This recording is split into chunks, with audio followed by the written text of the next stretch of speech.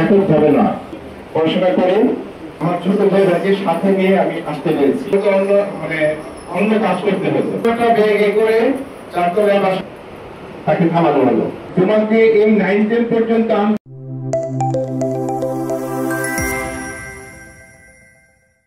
বাংলার প্রতিটি মানুষের রাইট আছে। আমার নয়, আমি আমার বাবা মায়ের সকালবেলা কয়জন উঠে বাবা মায়ের সাথে এই জায়গাগুলো কিন্তু তোমাদেরকে এখন থেকে জীবন মিলে পরিবার যেটা আছে এটাকে সুন্দর রাস্তা ঠিক মতো না দেয় যত বড় দিকের মধ্যে পড়ে না। একাডেমিক যে এডুকেশন, এই একাডেমিক এখন আমাদের শিক্ষা প্রতিষ্ঠানগুলো আমি সবচেয়ে শাসন তুলে ধরবো। এরকম প্রতিপক্ষে জাপানে মিনামারি রোগের সময় আইন ছিল, তবু অসহনতার কারণে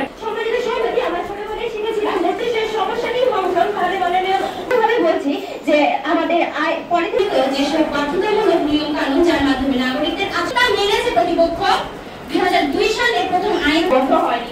ফলে এক লিখিত আইন 2002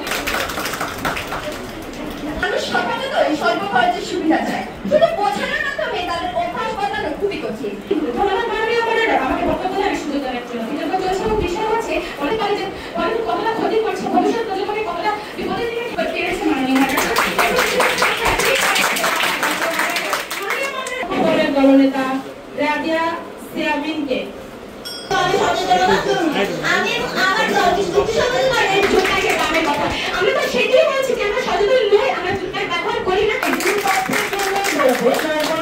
থাকবে আমরা ব্যক্তিগতভাবে কেউ করে আজকে দেখো বিভাগীয় প্রকাশ অর্থাৎ রাজশাহীতে তারা কম্পিটিশন করতে যাবে।